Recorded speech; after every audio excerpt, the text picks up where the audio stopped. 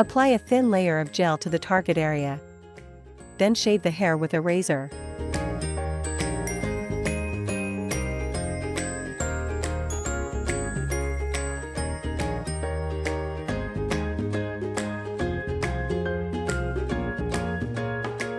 Clear away the shaved hair. Apply the gel evenly at a coin-thick layer.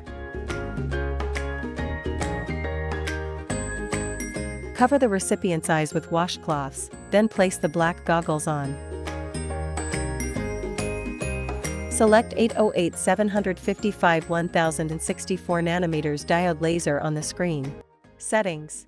Select the treatment area, area size, and skin tone according to the recipient's condition, then tap HR. Pulse width, 40 to 50 milliseconds. Frequency, 1 to 3 Hz. Cooling level, 4.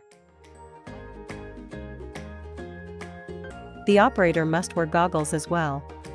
Use stamping techniques across the target area, ensuring full contact between the treatment head and skin.